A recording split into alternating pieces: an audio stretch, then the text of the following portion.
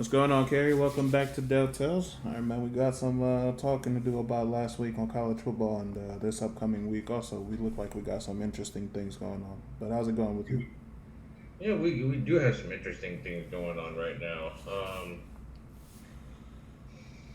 Some interesting matchups for this week. The big one is out in the Florida home and state. Tallahassee. Yeah, the home state of Columbus. All eyes are on Columbus this Well, I weekend. mean, we definitely know Ohio State, Penn State is the game of the week, but we know the and that's a dangerous game. But I think, It is a dangerous thing. Right now, Ryan Day is saying that um, Ibuka is hopeful to play. Henderson yeah, is he's been back, injured. Yeah. so Let me ask we're you looking. this. Let me ask you this, and this is a kind of a trick question. Not really, but who has more to lose? Ohio State, Penn State, or Florida State? Ohio State, Penn State, or Florida State. Who has more to lose? Despite look at the ACC's schedule, it's probably not the best. Right. Um, I think the ACC has more to lose. Despite Florida State, they got four ranked teams in there And they in the play top Duke this five. weekend. They do play Duke. That's a dangerous game for them. I think any one of these games at this point is going to be college football playoff standings in a couple of weeks. Oh, I know. I wish we already had And the 12 teams, but we don't, sadly. right, we're still right now we're still looking at top four. Okay. Um, So, I think one speed bump will kind of hurt them. Despite Florida State did beat LSU. North Carolina's still undefeated. Has that one loss to Notre Dame, and that Louisville lost that one game. that is true. And that's So actually going to segue into my next question. So, a couple of weeks ago and last week, I mentioned what if we had a three-way tie in the Pac-12 and the Big Ten. Well, the Pac-12 looks like they're already on their way to a three-way tie, as Washington has beaten Oregon, and Washington has to still play USC. Oregon has to play USC, and who? What else is it? There's you got a you got the Beavers, you you got got the the Ducks, Beavers, right? So there's a lot of things that can happen in the and Pac-12, the Utes has one loss as well. So don't forget about that. and then the Utes have a loss. Yes, they do. They have a one game loss in their conference. Oh man, and USC closes the season with Utah. I did not know they had a loss. Yes. Okay, So that's so if we're looking at the Pac-12 standings right now, like USC and Washington are still undefeated in their conference. But the only kicker is Washington's undefeated overall. right. So anything could happen, you know. So Washington say so right now, if there was a 14 playoff, Washington would be up there. I think they would edge out Florida State. So you know what? I'm actually really glad as to what you're saying because that brings me right back to the three-way tie. So if we have a three-way tie between Oregon, USC, Washington, and that's a big if, and then we have a three-way tie in the Big Ten, Penn State, Ohio State, Michigan, which we all know can happen because each of these teams play each other. What do you do then in the top four rankings? Like, how do you choose who out of the Pac 12 would come out or who out of the Big Ten would come out? How do you decide that if they only This, have this, losses to each other? here's the thing. Washington has their schedule is brutal for the final 4 weeks of the regular season. Okay, that's very true. It So is it's S USC's. it's SC, Utah, Oregon State, and Washington State. There you go. So they got to go up and play Cameron Ward. Is that on the road? Um, I gotta double check that one myself. it's at USC versus at home versus Utah at Oregon State and suspension. Okay, okay, I understand. Now, if you look at Florida State, as I'm looking at it right now. They're just after this one, it might be on cruise control at this point. For Because Florida State. yes, Yeah, I this was the mean most dangerous that's game on their 30 schedule. game against Duke, Right.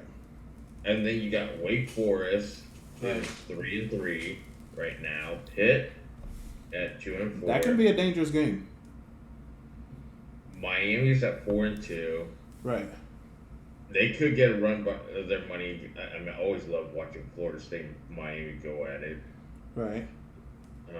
That was always my tradition watching Bobby Bowden and Miami, either wide left, right. It's always that field goal. It's good old Keith Jackson always made those great play-by-play calls. Very true. North Alabama, a walk in the park, and then you got the Battle of Florida of the SEC. So Florida State. Right. I two ranked teams you're facing. I don't know if I'm going to be sold in Florida State. I really don't. I mean, if they clean up the schedule, I don't think there's an argument that can keep them out. I think you have to keep them in. I mean, look at what LSU has done is at where they're at right now. Oh, I understand exactly what you're saying, but that wasn't. These are hyped to be up number 5, and they're not. I don't even know. Yeah, but that's not Florida State's fault. Florida State won the game. No, LSU was ranked high. Right, but the You thing know. is this: like, it's the entire body of work. And I understand that wholeheartedly. But once And I again, think- can we blame them Like for I LSU said, being bad? And here's the thing: what if something defaults? Okay, I mean, you still got.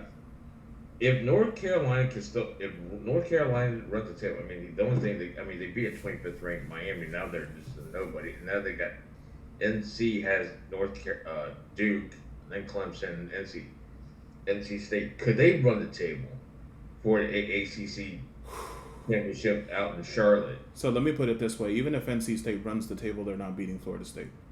No. Well, the Tar Heels versus Florida State in the ACC championship. That's a scary game for an ACC championship.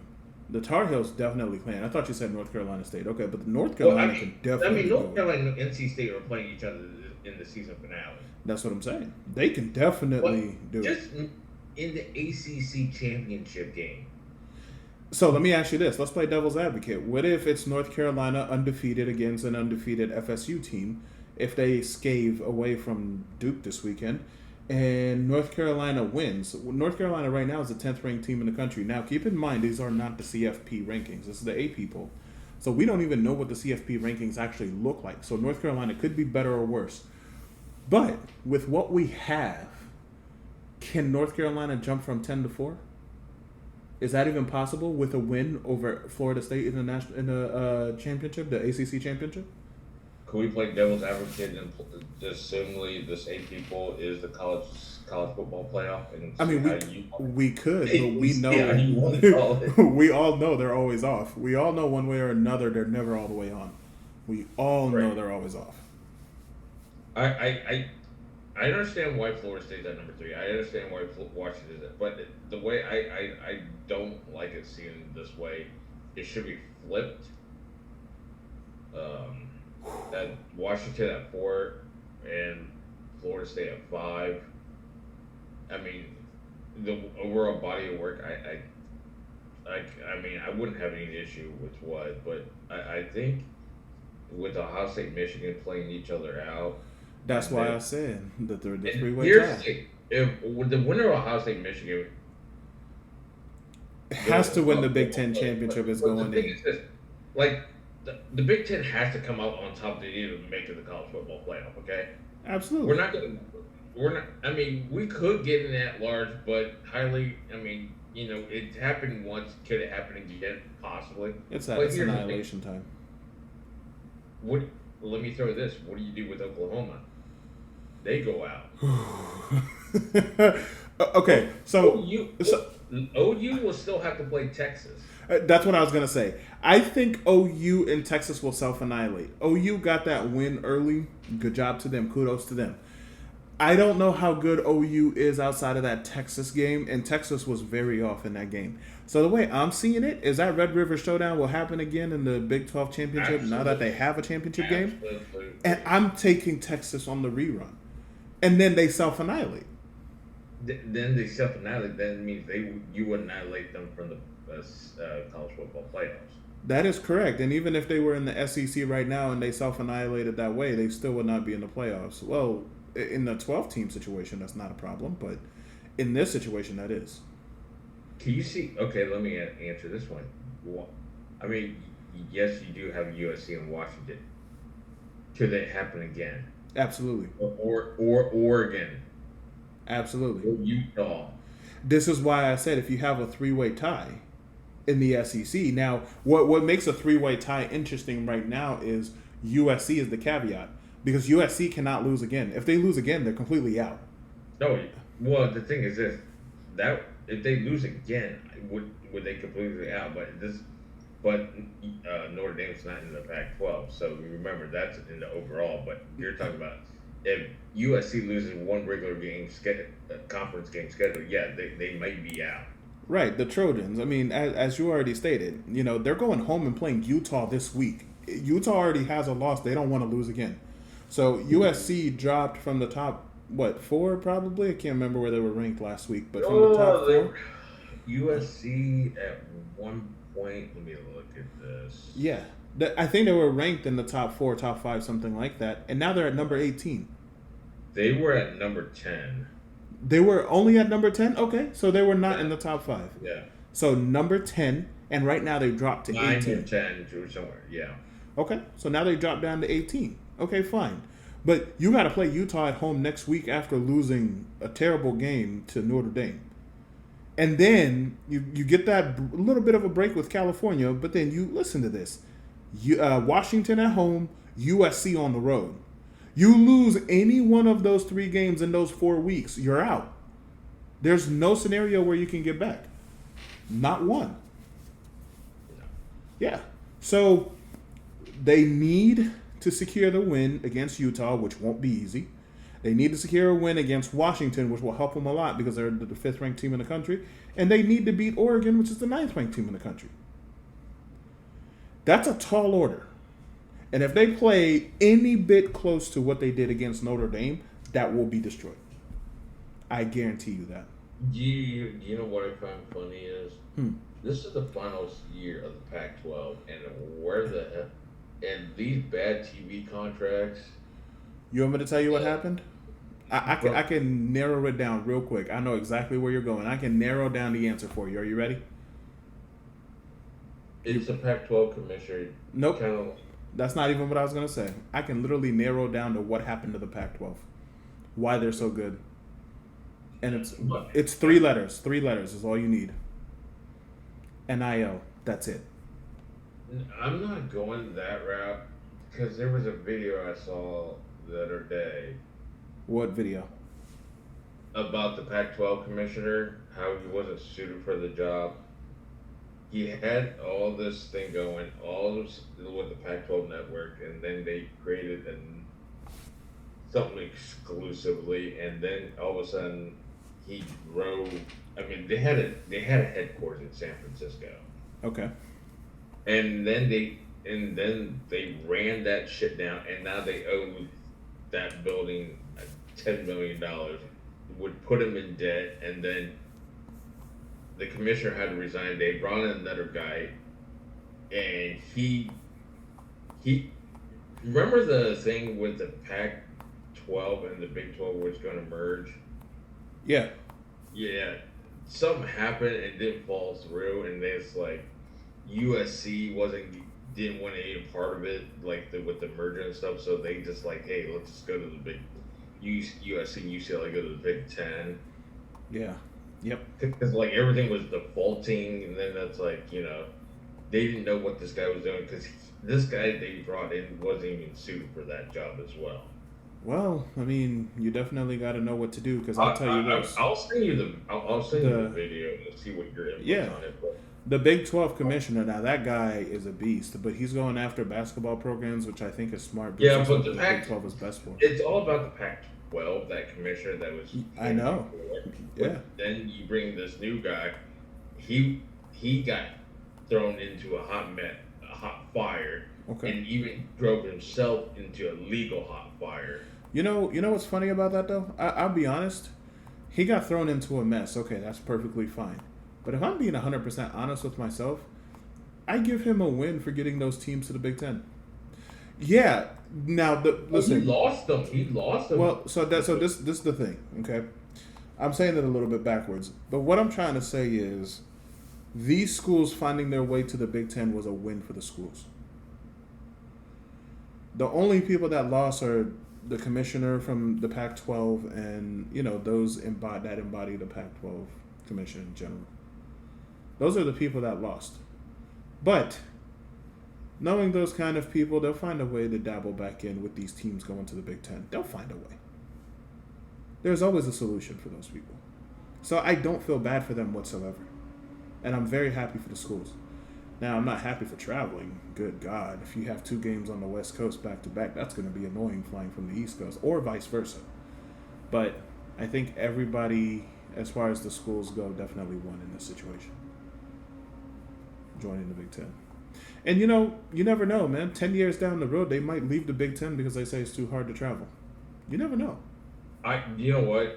I would disagree on that part yet because they got 4 teams out west. So I mean, I don't see why it would be so difficult. Because it's The a 6 to 7 hour flight instead of your normal 1 to 4 hour flight, depending on where you're going. Let me tell you this: the only leak thing was, I think came from NC State. They opposed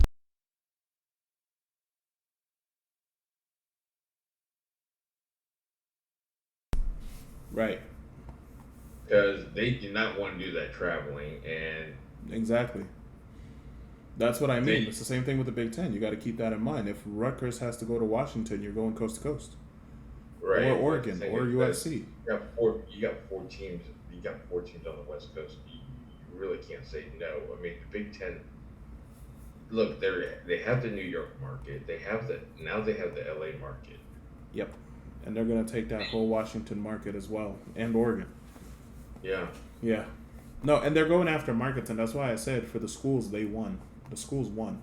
The Big Ten definitely won. The Big Ten is the big market cities. Of course. The SEC is they just want to keep everything down south. So look for the ACC to disintegrate sometime in the near future. Well, there's already rumors for Clemson going over to the SEC. Well, Clemson, Florida State, the SEC. Yeah. There's already rumors of that, and I think it's going to happen, and I think it should happen. And then what do you see? North Carolina and NC State might just go to the Big Ten. I'm okay with that because North Carolina brings basketball, and I think the Big Ten could be more competitive in basketball. Yeah. They already are, but I like that. I mean, you can renew your rivalry with Maryland. I mean, they were. There you go. Yes, But you can.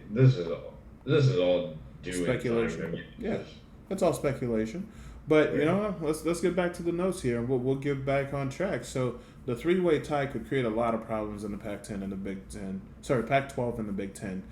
Now Michigan obviously rolled this weekend, but the big game everybody wants to hear about is Colorado Stanford.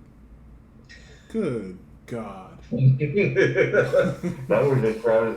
I turned that off. It was 29-0. I was like, okay, this Xavier Weaver, Shadul Sanders, yeah, they got this stuff going. I woke up middle of the night. I was like, what the hell just happened? Exactly. And it's easy to actually break down what happened. Like, I was watching the game, and in the first half, I started to notice that Colorado was moving more to a single-man cover over the field, but they were doing man-to-man underneath. Now, when that happens, what's going on is every route combination that Stanford was bringing out, Colorado was leaving the entire middle of the field open. I was screaming at my TV going, these coaches are paid too much money to miss such a thing. Colorado is giving you a gift, and this can turn into a game if you just pay attention for 2 seconds, coaches. But they go into halftime down 29-0. They come back out, and I think the coaches were just listening, or maybe I was yelling loud enough that someone heard me, made a phone call or something. But what happened in the first half, while Travis Hunter was, fit and, had all of his energy and everything, who, by the way, played 157 snaps, which is ridiculous. The offense, I think, went 6 for 16 throwing against Travis Hunter, and in the second half, it was like 13 for 16 with a couple of touchdowns given up by Travis Hunter. He's one man. He cannot have that much energy the entire time playing 157 snaps. And the coaches also noticed, hey, they're giving us one man over top. They're opening up the middle of the fields. Just take our best receiver and throw slants. And they kept throwing slants in the middle of the field over and over and over and over. And what I was screaming for at that point is, why is the Colorado coaching staff not changing their game plan on defense? Why are you in the same formation? Why are you in the same man-to-man with one man over top? Obviously, you're not winning this battle, and you just watch the game until it gets tied up and you eventually lose? A lot of people want to blame the players. The players are only one part of the formula. What were the coaches doing? No. The thing is this. I don't know what happened. The way you're explaining it could have been like what Urban Meyer did in Florida, but it was like those short passes to big gains. Exactly. The middle of the field. Short crossing routes and post routes or corner routes. Right. That's it. That's what beat Colorado. Mainly the post routes. That's exactly what got Colorado over and over and over and over. And it was quite embarrassing to watch after a while. That is hard to swallow. I mean, that was the worst football in Colorado history. Oh, absolutely. It was the biggest deficit given up to lose a game in Colorado history. Yeah. And, Oregon did the same thing to them. So it's not like the coaches are not watching tape. Well, okay, let me hold back. I hope the coaches are watching tape. Okay, I'm pretty sure they are, being under Deion Sanders. I'm almost certain they are. But if they're watching tape, they have to recognize that. Oregon did the same thing. Let me so did USC. Like Kurt Street said last week on College Game Day, what they did this year, the program should be more proud of themselves. But yet alone, this is first year at Deion. They have a lot of growing that needs to be done, and this will take time. But you know what? This is for year one. All this type bringing in.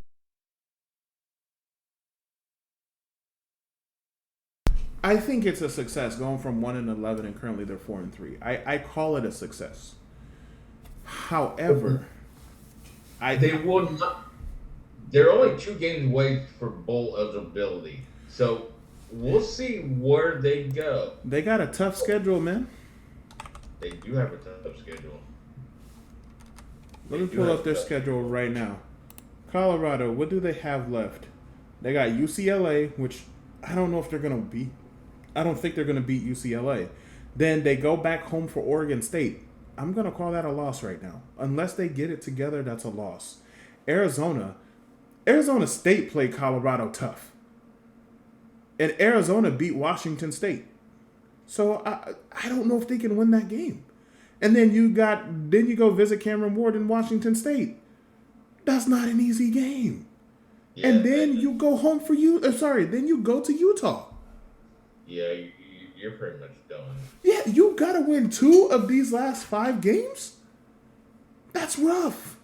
And Stanford should have been a shoo-in. That should have been domination. Which it was to start. But not the end of the story. I'll tell you this right now. Next Saturday night on ABC, it's UCLA and Colorado. Exactly. And it's at the Rose Bowl. At the Rose Bowl, yeah. But man, that's a tall order to win 2 games out of those last 5. I mean, I think if they can get Arizona And maybe if Cameron Ward shows up with a bad day at Washington State, then they'll be okay. But I don't see Or them beating you may get UCLA. Cam Rising. Or who? Cam Rising. But I don't Who know. knows? I don't It's still know. early. I get it's college football, but I don't know. I don't know. This, right now, Colorado has, it is the story of college football this year. So everybody's going to give them their best game. Everybody. So Arizona can go out of their way to lose their next 2 games and play their next game. Yeah, I was right. Next 2 games, then play Colorado and beat them. Arizona has not been doing so hot this year. Matter of fact, Arizona is currently, what is their record? They have not been doing that well this year. What is their record? They are 4-6. 4-6. No, hang on. No. Not 10 games. I'm looking at the wrong thing. Arizona is currently 4-3. 4-3. But with a last dominating win against Washington State, 44-6. And Washington State was ranked during that game. Let me throw this into the question. So this is the last year of the Big 12. The Pac-12. You're moving Colorado, Utah, Arizona State to the Big 12, and Oklahoma State and Texas is gone. Yep. Next year's schedule should be interesting. How these will be fared up. Okay. And I don't know how this is going to sit well with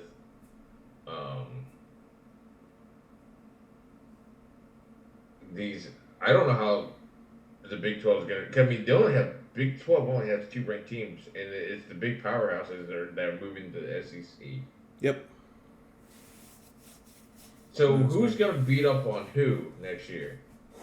Who's going to dominate the Big 12? Probably, probably Colorado. This looks like a dead beat.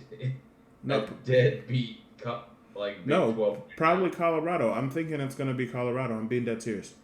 Because, I disagree. Deion Sanders is coming out saying, we're only, 7 or 8 dogs away. Look, I think you're more than 7 or 8 dogs away from being what you want to be. But I think they can dominate the Big 12. Because I don't see anyone else in the Big 12 that will be left. Remember, your top dogs are gone. Texas, Oklahoma are gone. So who's really left to threaten Colorado at that point? Houston is still growing in the Big 12. Colorado has North Dakota State, Nebraska, and Colorado State.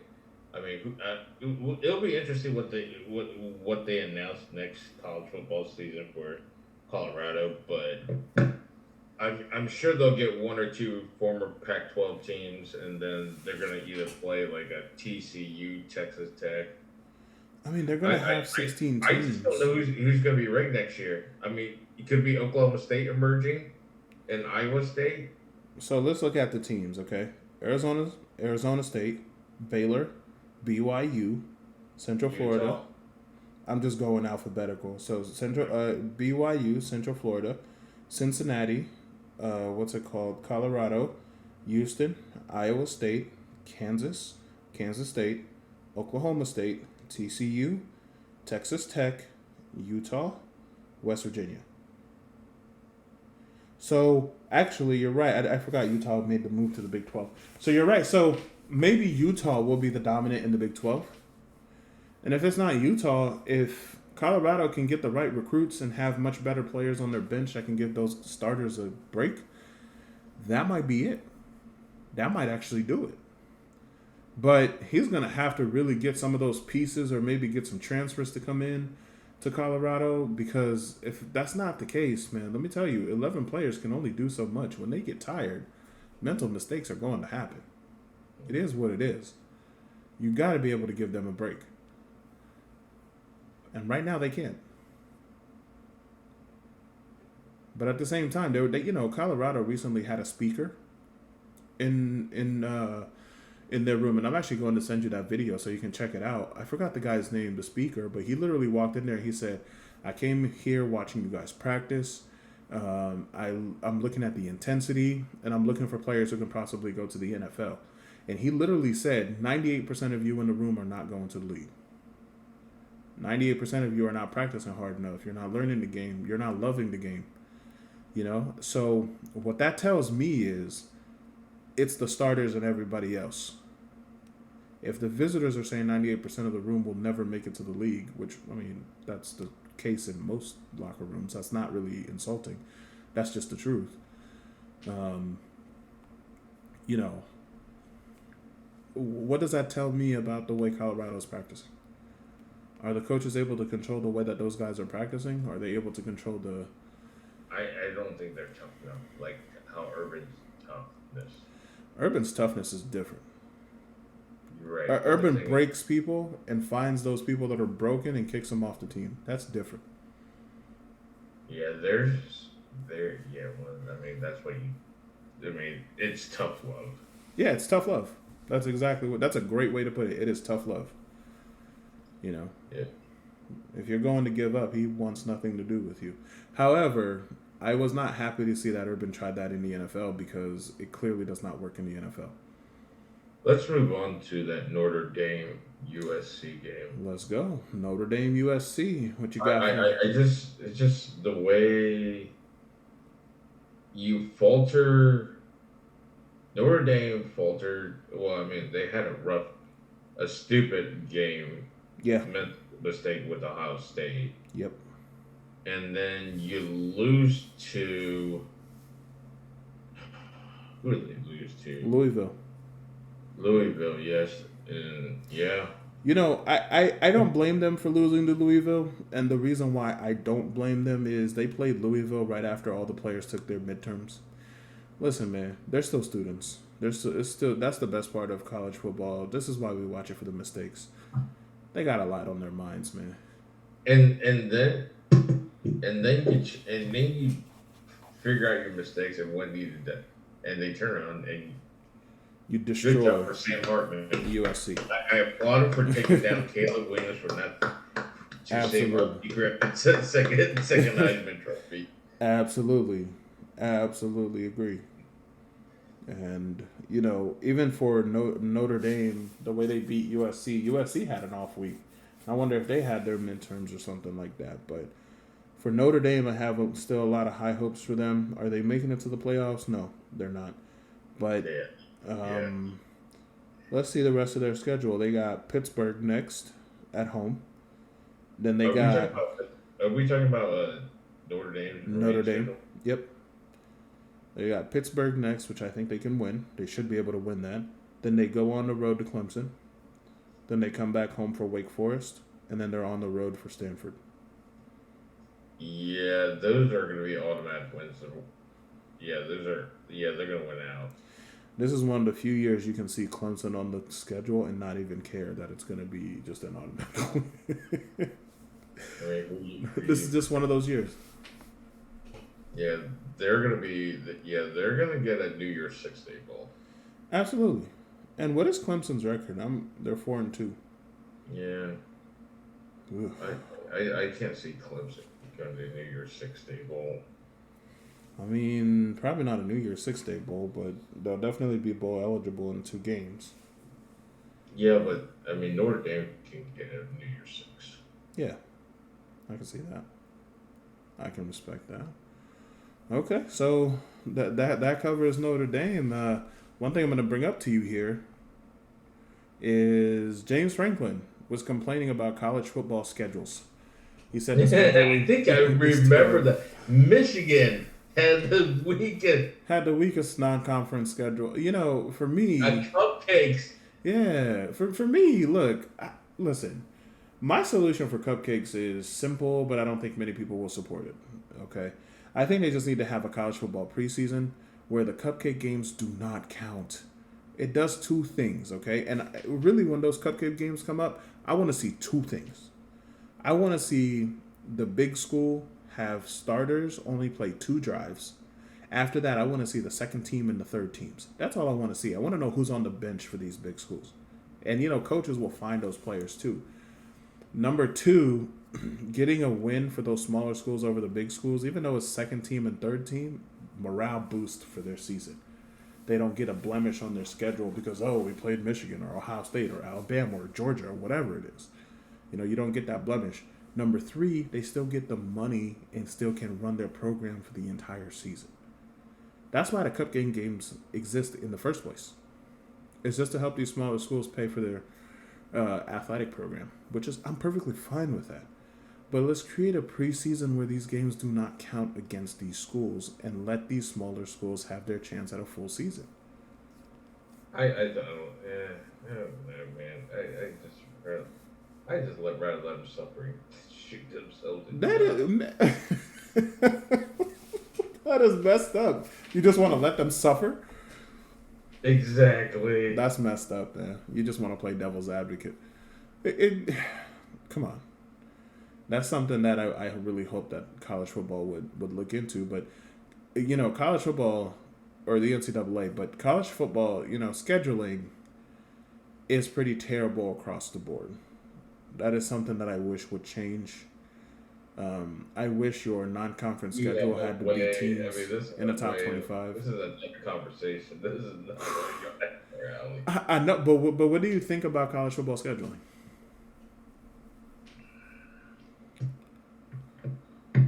Yeah, you gotta think about this one. Let that air out, sigh a little bit. I don't like how the SEC does it. Oh yeah, where you have a cupcake game on like week 9 or week 10 or whatever. I was like, you're in the middle of the season. You're playing what? Yeah, they're playing Savannah State the week before the Iron Bowl. I don't understand that either. Let me see. Who is Alabama's cupcake game? South Alabama. They play South Alabama. When do they play them? Oh, I don't know. I just made it up. You might be right. I'm already going with the SEC. Oh my God, it's worse than South Alabama. So they got Tennessee, then they play LSU, then they play Kentucky, then Chattanooga. After Chattanooga, they play Auburn. Why are you playing Chattanooga in November? Yeah, there's no reason for this, man. I'm just gonna be worried how these West Coast teams come to the East Coast playing to that weather. Oh, they're gonna be the northern teams are used to the weather, but man, it's gonna suck playing 3 hours behind yourself. Yeah. Mentally, that's gonna suck a little bit. But after this weekend, next Saturday's the topic is let's make some New Year's 6-day bowl predictions. No, there's too many shakeups that are possible right now. With the rankings, now, or you want to wait till next week for this conversation? No, we can do this now. I'm perfectly fine with that.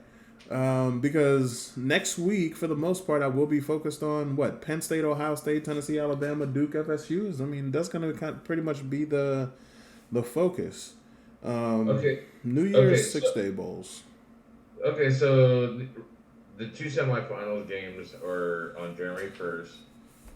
Right. One is at the Rose Bowl. The other one's at the All-State Sugar Bowl. The national championship will be at where you're at in Houston, Texas. Houston, yes. This is why I need Ohio State to come to the house, man. So here's a New Year's 6-day bowl. Cotton Bowl on December 29th.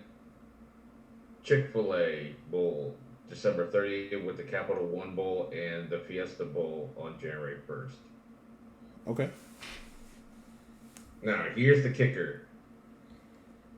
The New Year's 6-day bowls, they're all at large. The only thing that at Capital One will be the ACC versus Big Ten/SEC would be considered. They would have to have. What is that? The Orange Bowl? Yes. So Notre Dame can also play. Yeah. So Notre Dame can also play in the Orange Bowl. So okay. Go ahead. No, Notre Dame cannot. Could they go? Yeah, they can. They can play in the Orange Bowl. Okay. They do qualify for that because remember they're still independent. Okay. So which game are we starting with? Okay. So you want to go to the top 4 and knock those out? I'm waiting to know which game you want to start with. Do you want to start with the Cotton Bowl? Oh, I thought we want to get the first top 4 teams knocked out in and Oh out. no, nope. We're gonna do that next week. We're gonna do that backwards. Yep, we're gonna do that Okay. backwards. Cotton Bowl. Two. Okay. This is how I'm gonna put it. Okay. For me, the Cotton Bowl will be. Stuff. I mean, we can throw them wherever we want. Well, no, I know, but there's a thought process that I have to this. I Okay, think let me make this really easy. Let's just go to the Capital One Bowl. ACC versus Big Ten / ACC, SEC. Okay, so for that one, for now, okay, you're gonna hate me for this. Don't get mad at me. Okay, it's not my fault. Okay, let's say North Carolina versus Penn State or Ohio State. I like the idea. If it's Penn State, it's going to be like a straight up defense smash mouth against North Carolina. Right. If it's against Ohio State, it's going to be a shootout. Oh, it's definitely going to be a shootout. and this is all because, like I said, of the three-way possible ties in the Big Ten. So Michigan, Ohio State, or Penn State, only one team's coming out of that.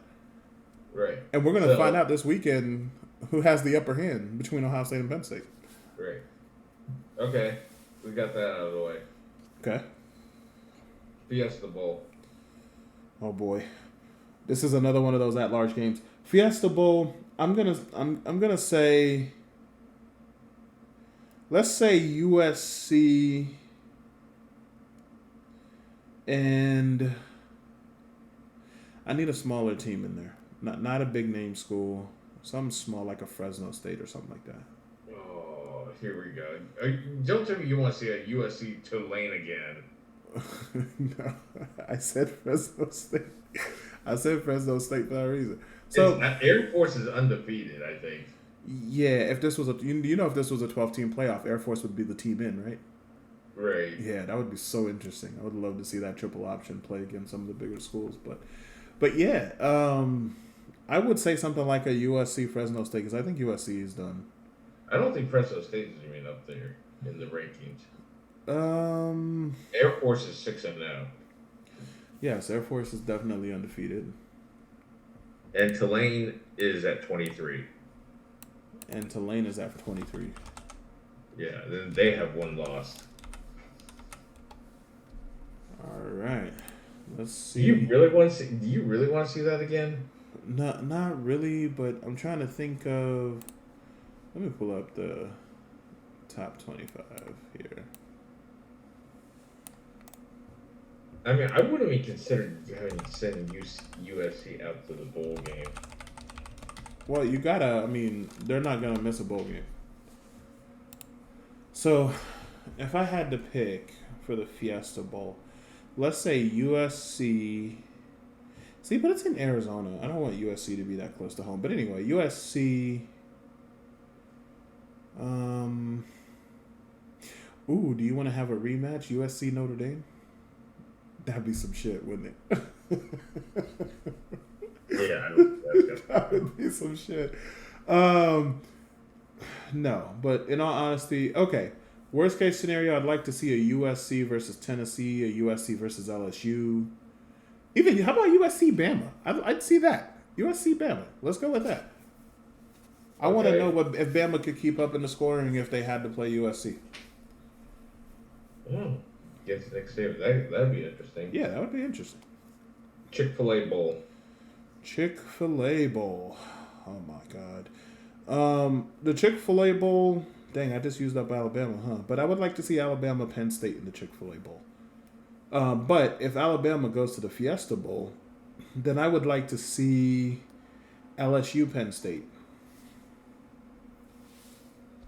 Or Utah Penn State. I'd like to see that too. Or Oregon Penn State. High scoring games with defense. You know? Or even Penn State Texas. Okay, and then.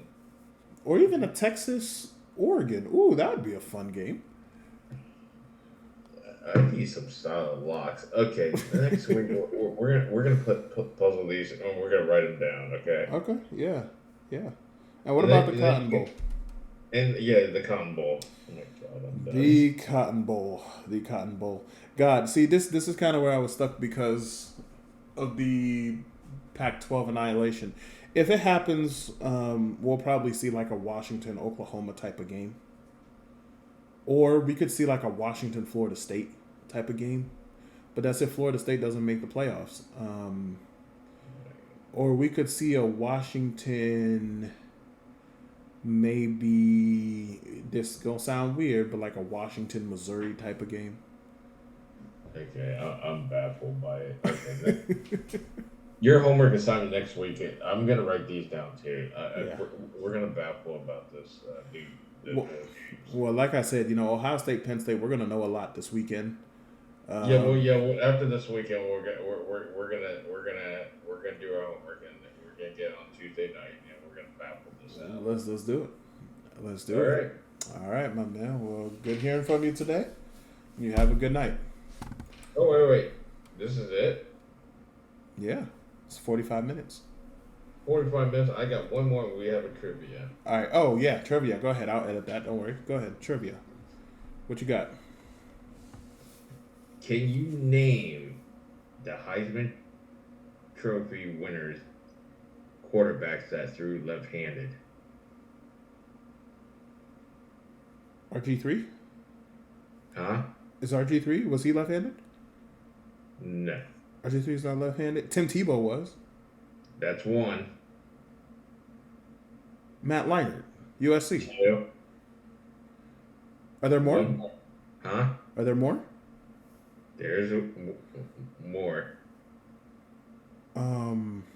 God. Okay. Now I'm getting kind of stuck. Left-hand QB Heisman Trophy winners. Did Tua win the Heisman? No, Tua did not win the Heisman. He's left-handed, but he did not win it. How about Steve Young? Nope. Ken I'm Stabler. surprised you got those two. Well, I mean, those two were obvious. Okay. Michael Vick didn't win that, but I'm just thinking of left-handed quarterbacks.